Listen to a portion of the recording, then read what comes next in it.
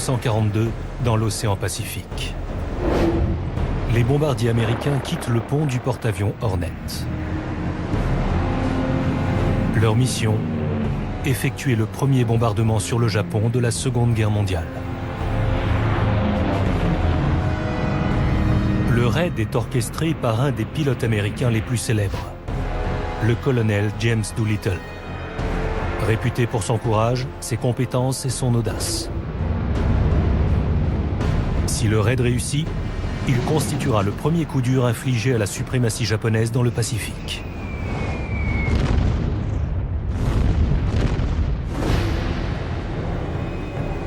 Mais le pari est très risqué. Les avions ne sont pas conçus pour décoller d'un porte-avions. Et leur réservoir de carburant est à peine suffisant pour atteindre le Japon. Tous les équipages ne rentreront pas. Mais tous auront participé à une des attaques les plus déterminantes de la Seconde Guerre mondiale.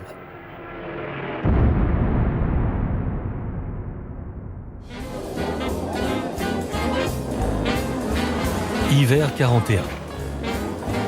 L'Amérique est en paix. Les États-Unis et les Américains regardent de loin les ravages causés par la guerre dans le reste du monde.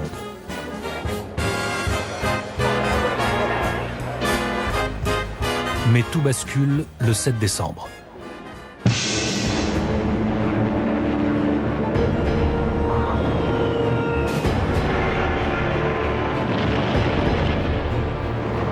Ce matin-là, les Japonais bombardent la base navale de Pearl Harbor à Hawaï.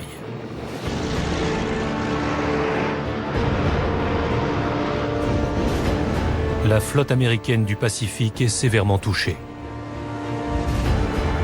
L'Amérique est sous le choc et humiliée. L'ancien pilote, Carol Glines, est un spécialiste de cette période. Ils nous ont pris par surprise. Plusieurs navires ont été détruits, des milliers d'hommes sont morts. 2400, je crois, et des centaines ont été blessés. On était sous le choc. On n'arrivait pas à y croire. Tandis que l'Amérique compte ses pertes, le Japon continue de remporter des victoires dans le sud-est asiatique.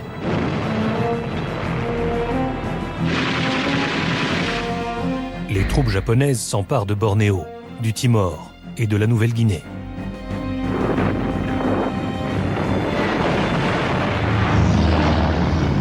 Elles occupent les îles de Wake et Guam, des positions stratégiques.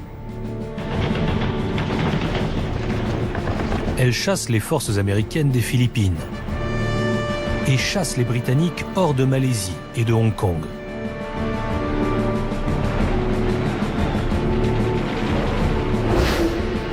Richard Overy est l'auteur de nombreux ouvrages sur la Seconde Guerre mondiale.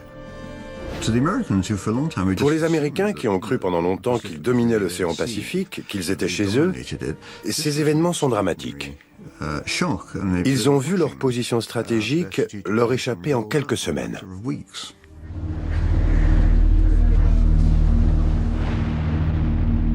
Pour les États-Unis, l'heure des représailles a sonné. Tous les yeux sont tournés vers le président américain, Franklin Roosevelt, qui se doit de réagir.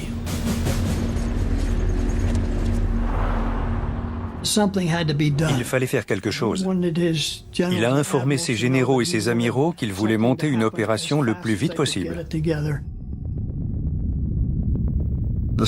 Les Américains étaient indignés. Ils voulaient se venger. Roosevelt veut bombarder le Japon au plus vite. Mais ce n'est pas si simple que cela. Le Japon se trouve à plus de 4800 km de la base militaire américaine la plus proche. Une distance bien trop longue à parcourir pour des bombardiers. Les Japonais semblent hors d'atteinte. Pourtant, un plan audacieux se dessine.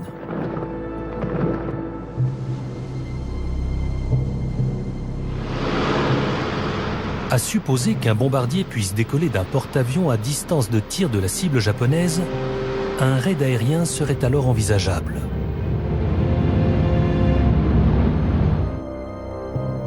c'est une idée brillante.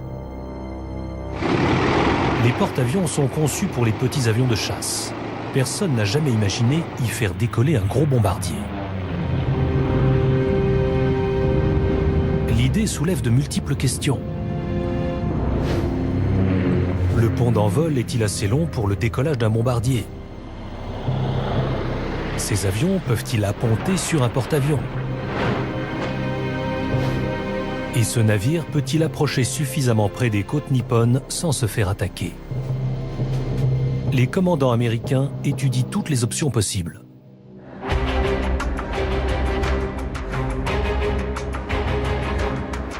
Certains bombardiers sont trop petits pour transporter suffisamment de bombes. D'autres sont bien trop gros pour décoller d'un porte-avions. Un appareil pourrait peut-être faire l'affaire. Le B-25 Mitchell. De taille moyenne et de conception moderne, il est fiable et incroyablement résistant.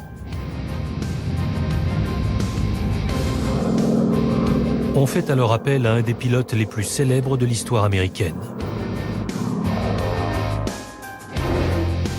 James Doolittle est réputé pour ses talents d'aviateur et son courage. C'était un pilote exceptionnel. Doolittle était un homme très populaire, déterminé et qui savait parfaitement où il allait. James Doolittle a été le premier à traverser les États-Unis en avion en moins de 24 heures. Il a battu des records de vitesse dans les années 20 et il a fait beaucoup de choses remarquables aux commandes d'un avion. C'était un homme ambitieux. Il voulait marquer l'histoire de l'aviation américaine. En 1925, il a remporté la Coupe Schneider, une célèbre course d'hydravion. Il a aussi été le premier à faire décoller, voler et atterrir un avion à l'aveugle, en se servant uniquement des instruments de bord. Il était à la pointe de la technologie aéronautique. Il est à l'origine du carburant d'aviation à haut indice d'octane, une avancée déterminante pour les forces aériennes alliées. Ses exploits font de lui un aviateur reconnu, taillé pour l'opération. Mais les circonstances sont totalement inédites, même pour lui.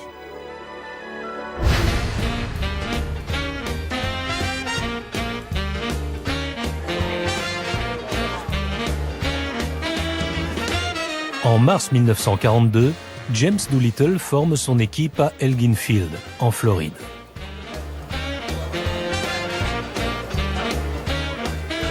Tous les hommes recrutés ne réagissent pas de la même manière. Certains sont fiers d'assister à un pilote d'une telle envergure. Dick Cole en fait partie. C'était formidable de savoir qu'on allait voler avec le meilleur pilote du monde. Bob Height également. James était un pilote très spécial. C'était la première fois qu'on voyait un homme avec autant de cran. En revanche, Ed Saylor n'avait jamais entendu parler de James Doolittle. Cela n'avait rien d'héroïque de ma part. Je ne savais même pas dans quoi je m'embarquais.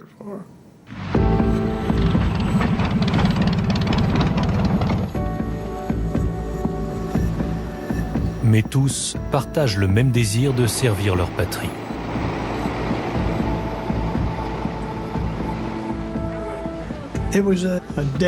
C'était une mission dangereuse. Il risquait de ne pas revenir. Mais à cette époque, on se disait « Allez, on y va ». La plupart des gens avaient une attitude volontaire.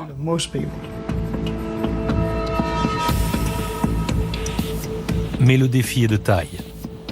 Personne n'a encore jamais tenté une opération de ce genre.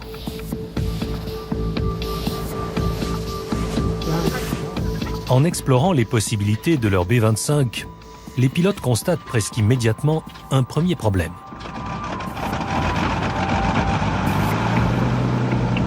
Le bombardier peut décoller du porte-avions, mais ne peut y revenir. Il était impossible de poser un B-25 sur le pont d'un porte-avions. Les chasseurs sont petits, faciles à manœuvrer, et leurs ailes repliables facilitent leur transport. Au contraire, les bombardiers ont des ailes fixes et sont trop gros pour être stockés sous le pont.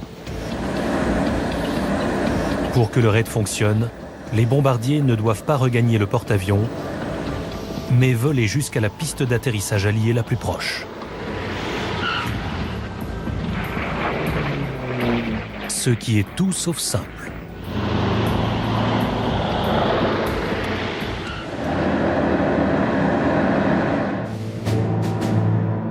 Le plan est d'approcher le porte-avions à 650 km des côtes japonaises, de voler jusqu'à Tokyo et de parcourir encore 2400 km jusqu'en Chine, le territoire allié le plus proche.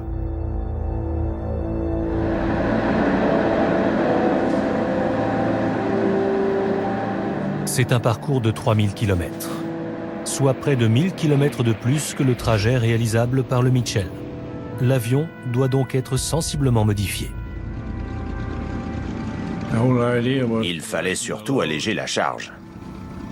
On a enlevé tout ce qui n'était pas indispensable. On a enlevé la tourelle ventrale de l'avion, qu'on a remplacée par un réservoir de 250 litres de carburant.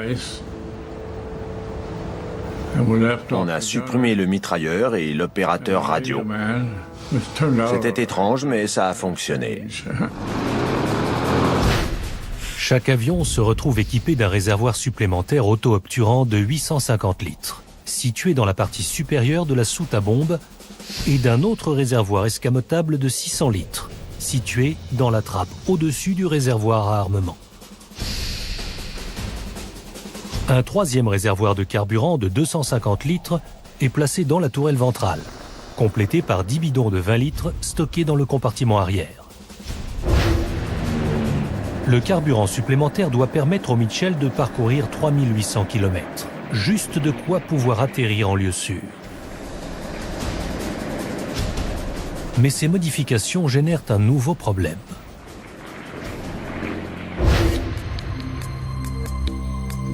Elles ont pour effet d'alourdir l'avion encore un peu plus.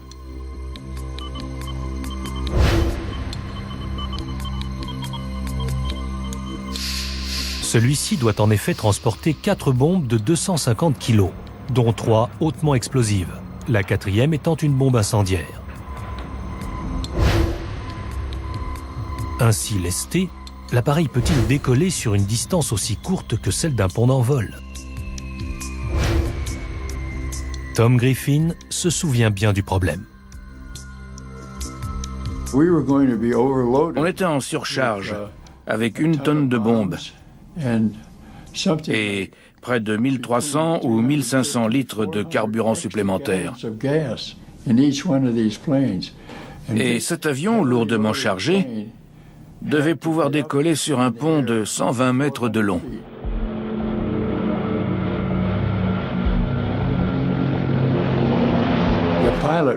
Le pilote devait tirer le manche au maximum, mettre les volets en position, rouler plein gaz, et l'avion décollait en se dandinant dans les airs.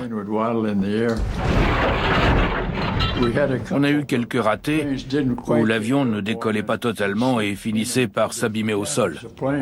Heureusement, personne n'a été blessé. Les équipages s'entraînent.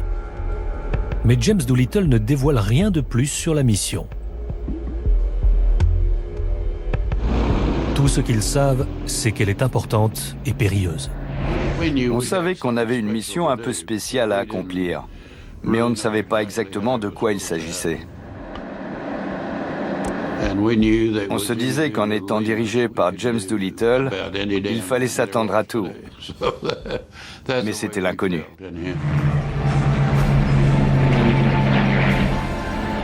Pour 80 hommes, ce n'est que le début d'une aventure qui a tout de la mission impossible.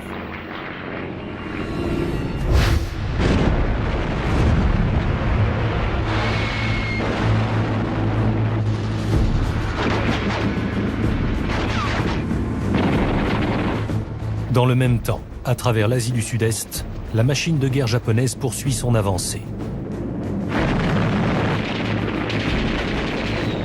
Singapour tombe entre les mains des forces japonaises. 100 000 soldats britanniques rendent les armes. Sumatra et Java sont occupés. La Birmanie est envahie et occupée. L'Australie est la prochaine sur la liste. Les jours sont comptés. L'Amérique doit agir au plus vite.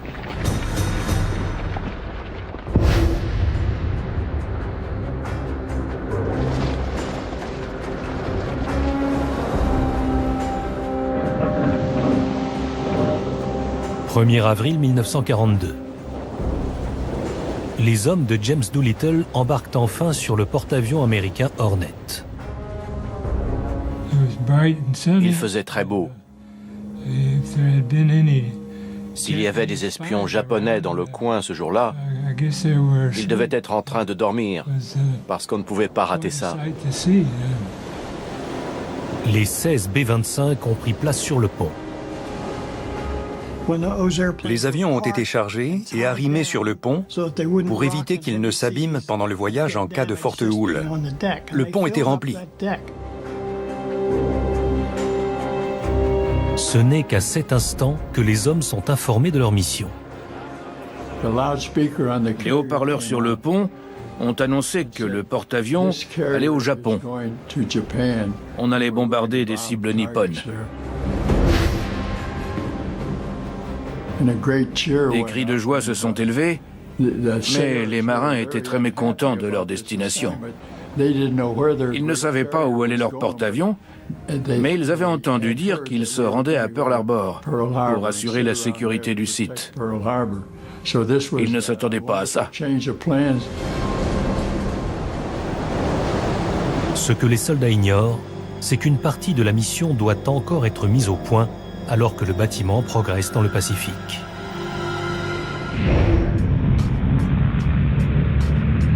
Pour les besoins de l'opération, les B-25 doivent atterrir en Chine, sur des pistes de fortune, non loin de la ville de Chuzhou. Après avoir fait le plein, ils doivent ensuite redécoller pour la capitale de guerre chinoise, Chongqing, où ils seront donnés en signe de reconnaissance.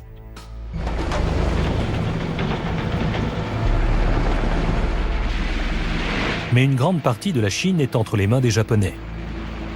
Le dirigeant chinois Chiang Kai-shek craint que cela ne déclenche de nouvelles attaques ennemies.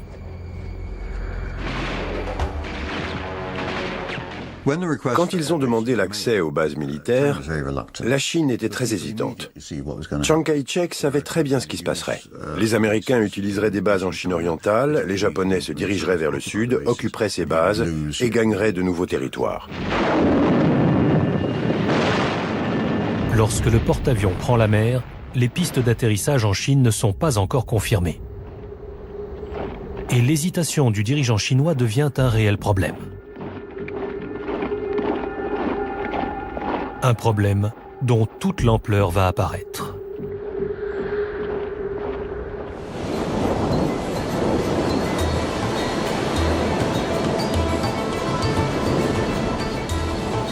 « 12 avril. 12 jours après avoir levé l'ancre, le Hornet retrouve un second porte-avions, l'Enterprise, ainsi qu'une escorte de croiseurs et de destroyers.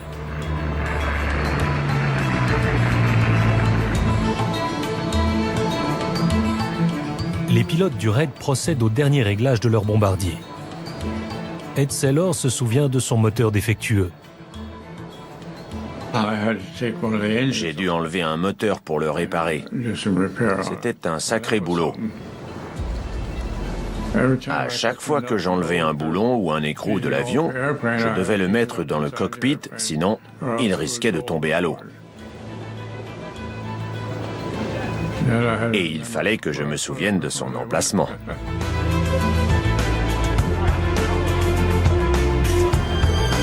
Le 17 avril, une petite cérémonie est organisée sur le Hornet. Des médailles japonaises offertes à des soldats américains lors d'une visite au Japon en 1908 sont symboliquement nouées à une bombe de 250 kg.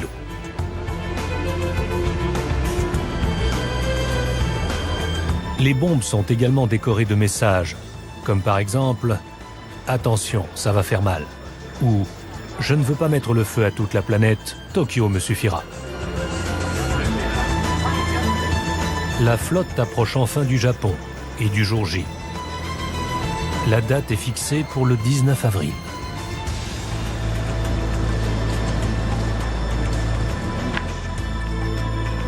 C'est alors que la situation se complique.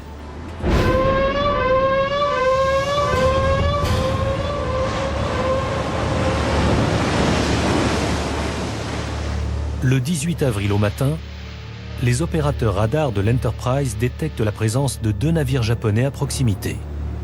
Des signaux sont immédiatement envoyés au Hornet. 2 navires ennemis en vue.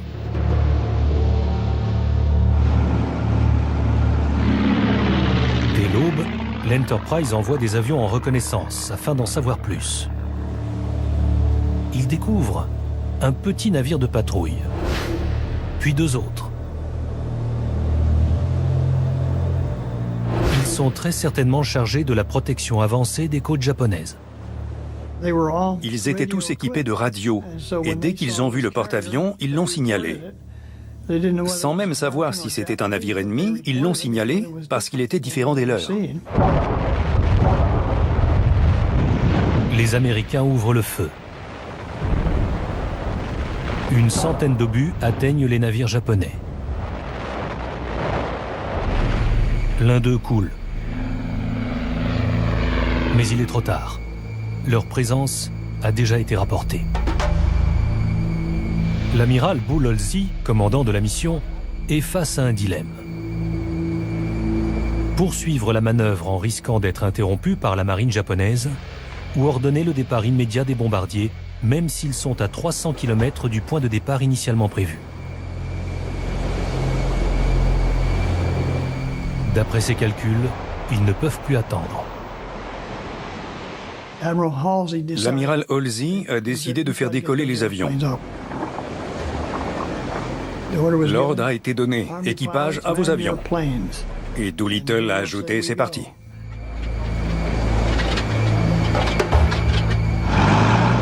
Les bombardiers qui devaient voler aux limites de leur réserve de carburant vont devoir repousser ces limites.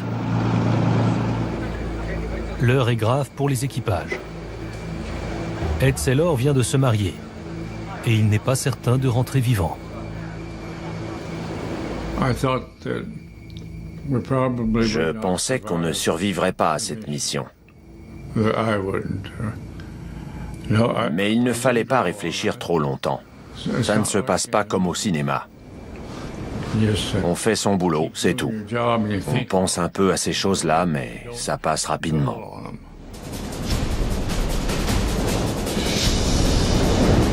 Il est 8 heures du matin. Halsey envoie un autre message au Hornet. Parez au décollage. Au colonel Doolittle et aux courageux membres d'équipage, bonne chance et que Dieu vous bénisse.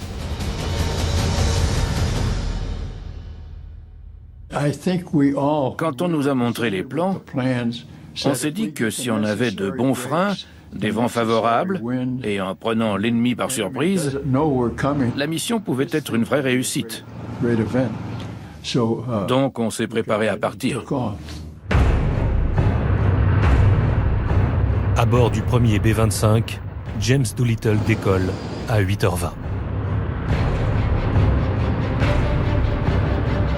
Dick Cole était son copilote. On a mis plein gaz, les volets en position décollage, j'ai accéléré au maximum, et quand le matelot du pont d'envol nous a fait signe, on a lâché les freins et c'était parti.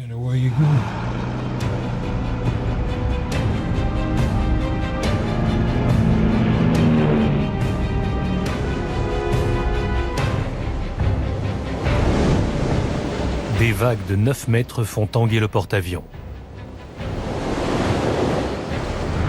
Les bombardiers suivants décollent à 4 minutes d'intervalle. C'était difficile. Quand le bateau piquait du nez, l'eau inondait le pont et le rendait glissant, ce qui compliquait la manœuvre. Ils avaient installé des sortes de tapis qui empêchaient les avions de déraper. Au bout du pont, un matelot fait signe au pilote de décoller au moment où la proue du navire est au plus haut.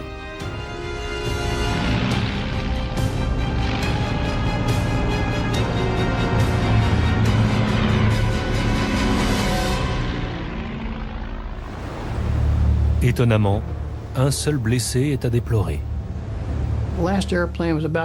Lorsque le dernier avion allait se mettre en position et démarrer son moteur, un marin qui se trouvait juste devant le B-25, qui s'apprêtait à partir, a glissé sur le pont humide et s'est fait aspirer par l'hélice gauche du dernier avion qui lui a sectionné le bras. Il a dû être amputé sur le champ. On était sous le choc pendant un moment, mais il ne fallait pas que ça dure trop longtemps. Ils l'ont évacué, ils ont mis l'avion en position pour le décollage et il est parti.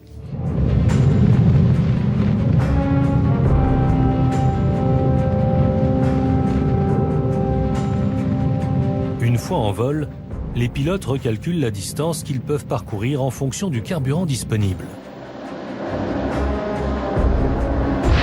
Ted Lawson, le pilote de l'avion numéro 7, a écrit par la suite un des comptes rendus du raid les plus fidèles.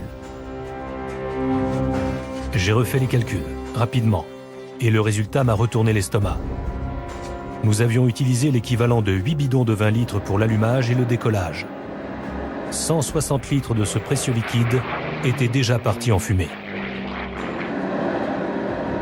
Mais il est trop tard pour avoir peur.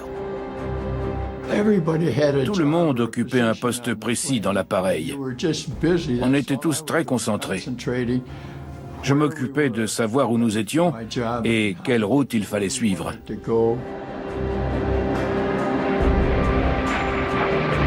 La majorité des avions se rend à Tokyo.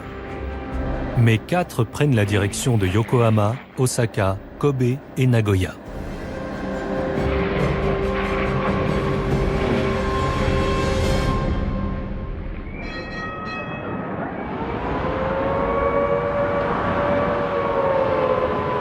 Ce matin-là, à Tokyo, on procède justement à un exercice d'alerte que la plupart des gens ignorent. Les Japonais croient leur ville parfaitement à l'abri des bombardements.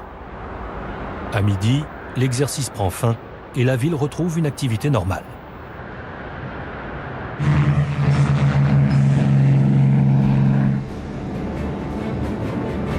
Dans le même temps, les bombardiers américains atteignent les côtes japonaises.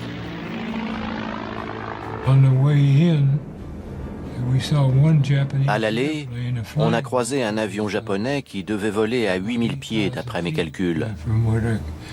Mais il ne nous a pas vus.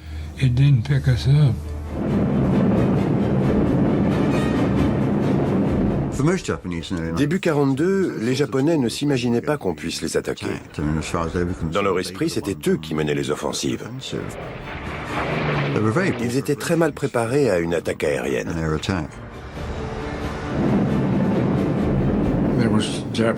Il y avait des navires de la marine japonaise sur toute la côte, des navires de guerre et d'autres. Mais personne ne nous a tiré dessus. On n'était pourtant qu'à 450 mètres d'altitude. On était une cible très facile pour eux. 30 minutes plus tard, les premiers avions arrivent au-dessus de Tokyo. Les Japonais se défendent très symboliquement.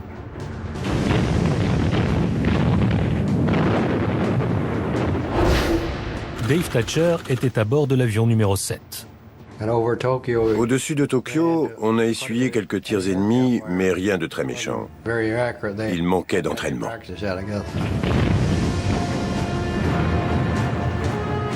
Ils nous tiraient dessus avec leurs tourelles anti-aériennes, mais les obus tombaient dans les rues. Ils ont certainement fait autant de dégâts que nous dans la ville. Alors que les Américains approchent de leur cible, ils prennent un peu d'altitude avant de larguer les bombes. Ils espèrent ainsi se protéger de l'explosion de leurs propres projectiles. Les premières bombes sont larguées vers 12h30.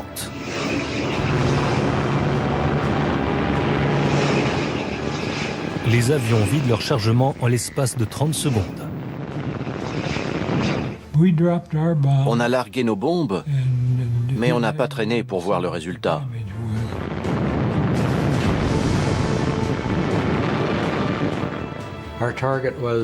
Notre cible était la Syrie de Tokyo.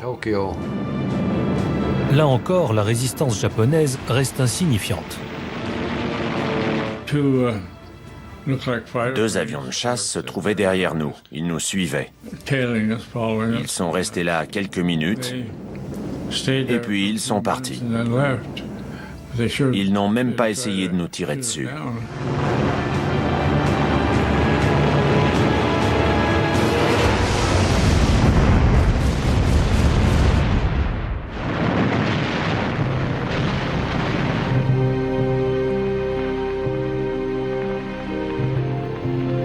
En quelques minutes, le raid est terminé. Un seul B-25 Mitchell a été touché. Un trou de 20 cm dans le fuselage. Les équipages américains se dirigent alors vers la Chine, où ils espèrent atterrir en lieu sûr. Mais la réalité est tout autre. Ils ignorent encore que la partie la plus difficile de leur mission vient de commencer.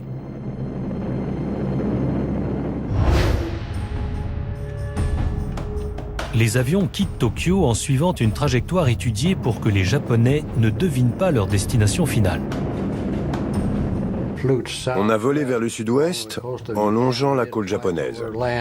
On ne s'est pas dirigé vers les terres, mais on ne s'en éloignait pas trop jusqu'à ce qu'on atteigne la pointe sud du Japon. On est ensuite parti vers l'ouest, vers la Chine. Leur destination, la ville de Chuzhou, se trouve à 160 km de la côte. Mais un vent de face augmente leur consommation d'essence. En entamant la traversée de la mer de Chine, on pensait qu'on tomberait en panne sèche à 150 ou 250 km des côtes chinoises.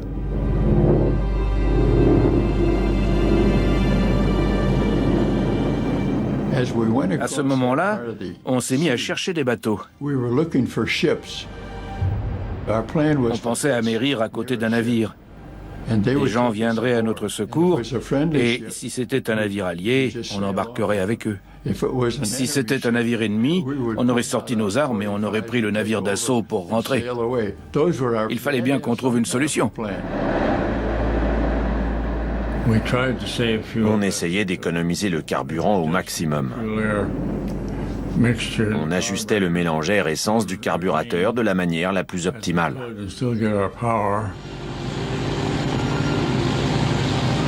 Mais soudain, la chance semble leur sourire. Le temps a brusquement joué en notre faveur.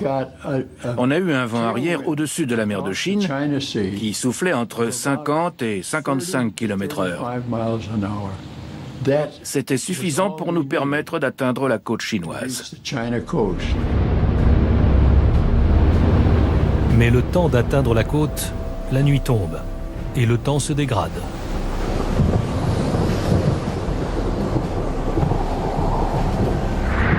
Plus grave encore, il n'y a aucune piste d'atterrissage en vue. On était en plein orage. On voyait à peine nos ailes. Il ne nous restait plus qu'à voler jusqu'à ce qu'on manque de carburant.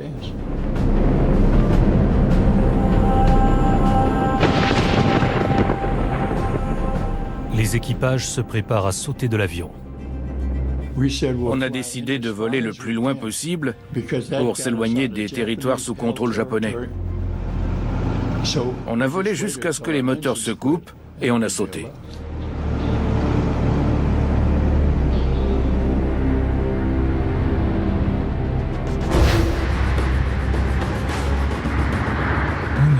Quand il a fallu sauter, Doolittle a donné le signal et il nous a souhaité bonne chance.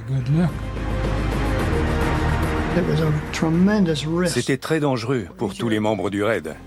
Une décision difficile à prendre pour tous les pilotes. Les gars, on manque de carburant, on n'y arrivera pas. Pour tous ces hommes, mis à part James Doolittle, ce saut en parachute est une première.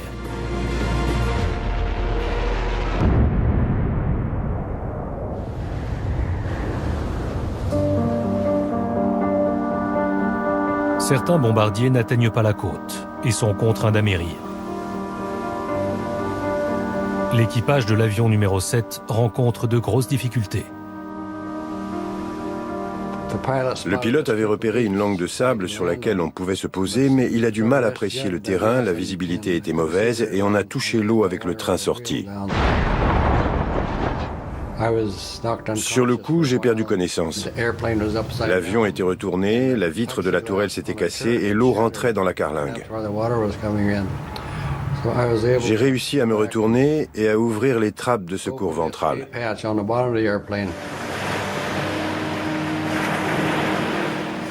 Les 4 autres membres d'équipage étaient déjà sur la plage quand je suis arrivé, mais ils étaient grièvement blessés.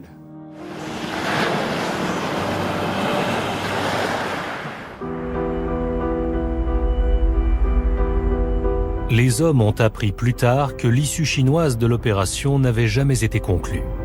Les pistes n'étaient même pas terminées. Elles n'étaient ni éclairées, ni balisées. Au final, 13 équipages se sont éjectés en vol et 2 autres ont améri. Le dernier a atterri sur une piste russe voisine.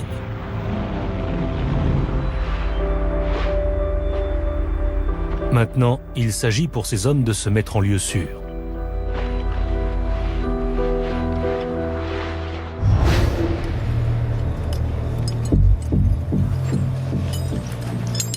James Doolittle atterrit sur un tas de fumier et s'en sort indemne. Pourtant, il est convaincu que l'opération est un échec cuisant. Il a écrit plus tard « Je me sentais comme un moins que rien. C'était ma première mission de guerre. Je l'avais planifiée et dirigée du début jusqu'à la fin, et j'étais sûr que ce serait la dernière. » Il pensait que la mission était un échec parce qu'il avait perdu tous ses avions.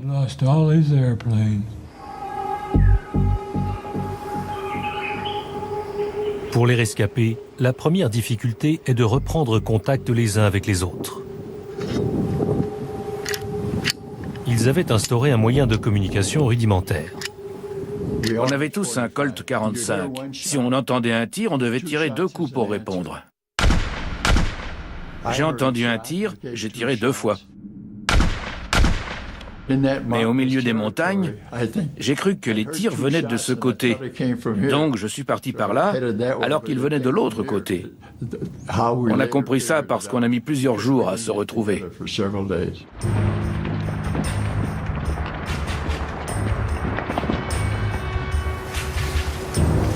Et tandis qu'ils se recherchent, les Japonais aussi sont à leur recherche. La plupart des Américains ont atterri non loin des territoires occupés par l'ennemi. Ils risquent à tout moment de se faire arrêter par une patrouille japonaise. Commence alors le jeu du chat et de la souris.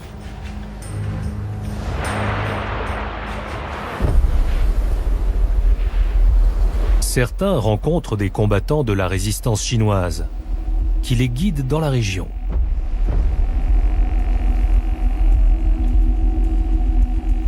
Tom Griffin retrouve le groupe de James Doolittle. Les Chinois nous ont aidés, mon équipe et moi, à rejoindre un point de ralliement en Chine où, au fil des jours, ils regroupaient de plus en plus de nos hommes. Les Japonais savaient où on était et ils bombardaient la zone tous les jours.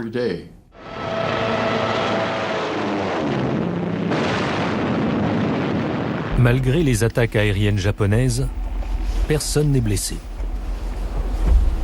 James Doolittle et un petit groupe d'hommes sont évacués par la route, puis par bateau.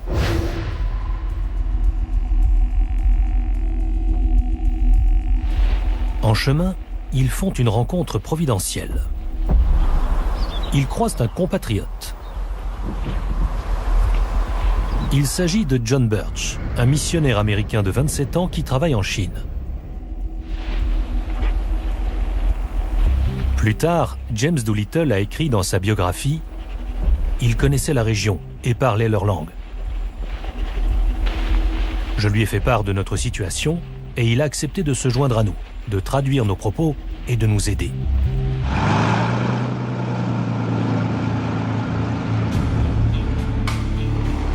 Avec l'aide de John Birch, James Doolittle et son équipage sont rapatriés en avion jusqu'à Chongqing, la capitale de guerre de la Chine. Ils font partie des premiers membres du raid à rejoindre la ville. 3 ans plus tard, John Birch est tué par des communistes chinois. C'est la première victime de ce que certains Américains appellent la Troisième Guerre mondiale, la guerre contre l'expansion communiste. Son nom a été repris par un groupe anticommuniste d'après-guerre, la John Birch Society. Mais si James Doolittle a réussi à se réfugier dans la capitale chinoise, de nombreux autres membres du raid sont encore en grand danger.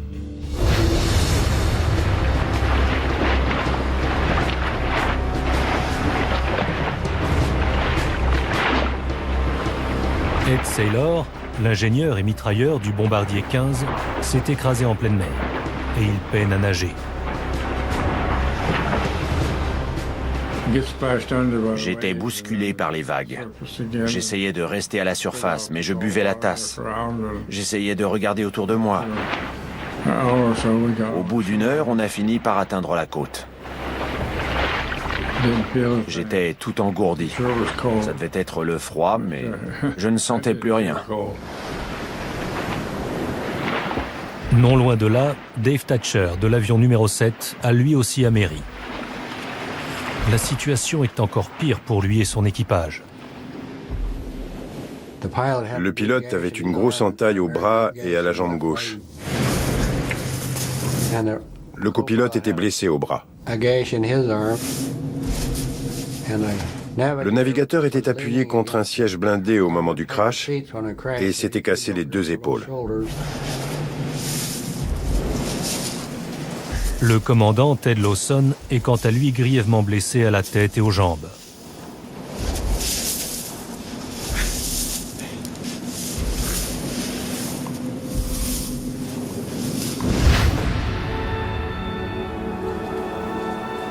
La résistance chinoise finit par les retrouver, eux aussi.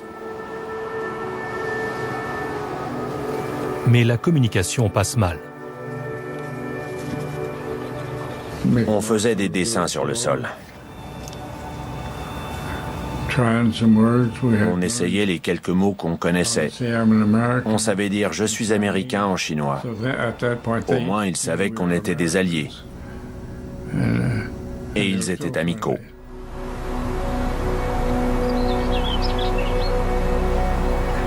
Au fil des semaines, les hommes blessés progressent de village en village. On avançait lentement, sans aucun moyen de transport.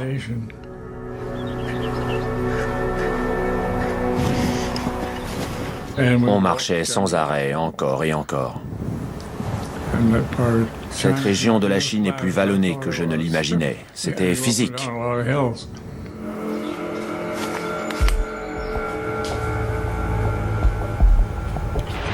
Parfois, ils doivent se cacher d'une patrouille japonaise.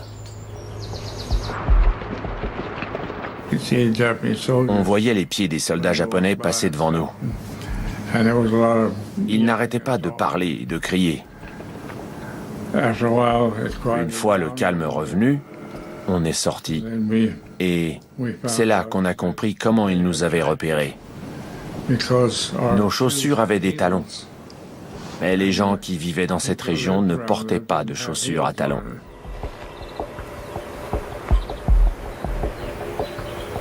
Le temps passe et la jambe de Ted Lawson commence à être sérieusement infectée.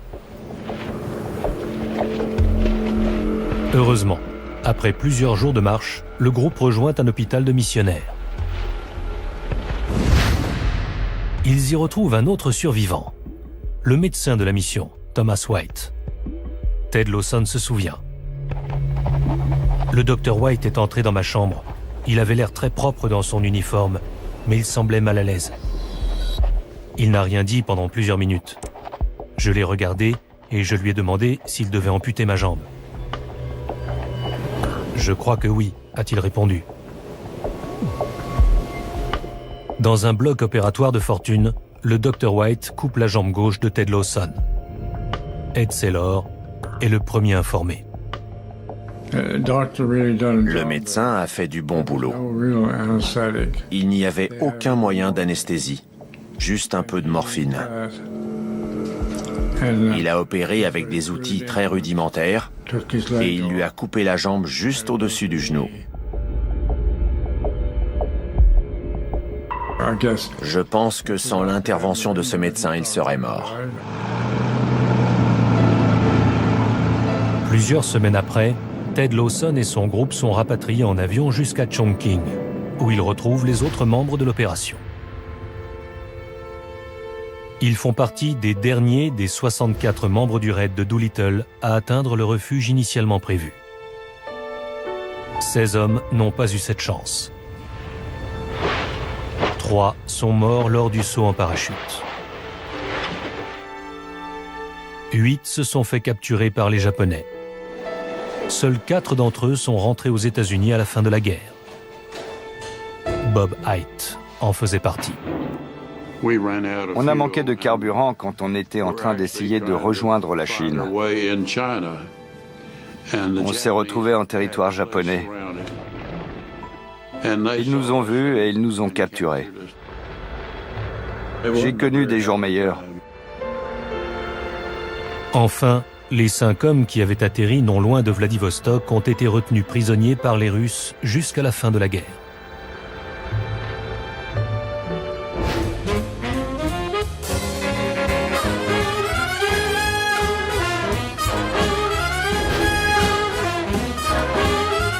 Malgré les craintes de James Doolittle, en Amérique, le raid est perçu comme une grande victoire. Tous les membres de l'opération sont décorés.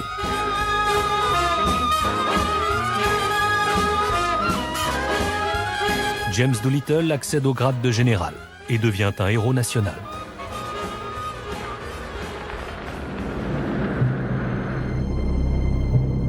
Le raid regonfle le moral des troupes, mais ses conséquences sont mitigées. Au Japon, l'impact est avant tout psychologique. Les dégâts matériels restent limités et n'affectent que modérément la machine de guerre japonaise.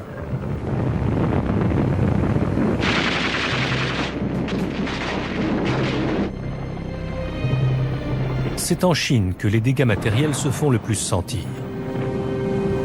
Les Japonais se vengent durement de la coopération chinoise avec les Américains. 50 000 km² de terre sont détruits.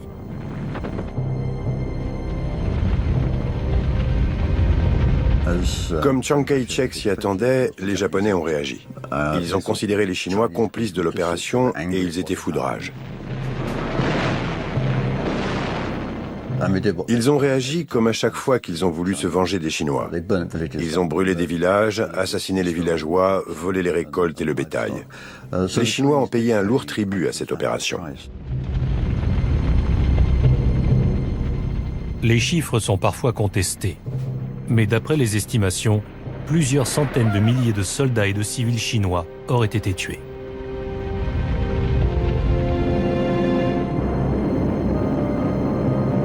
La guerre du Pacifique va durer encore 3 longues années.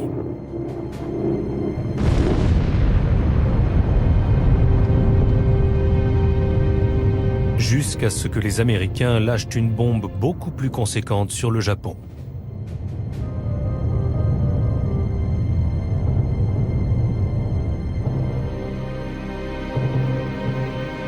En août 1945, James Doolittle constate par lui-même les dégâts causés par la bombe atomique larguée sur Nagasaki. C'est la dernière victoire américaine du Pacifique. Une victoire dont les prémices avaient eu lieu 3 ans auparavant avec le raid audacieux de James Doolittle sur Tokyo.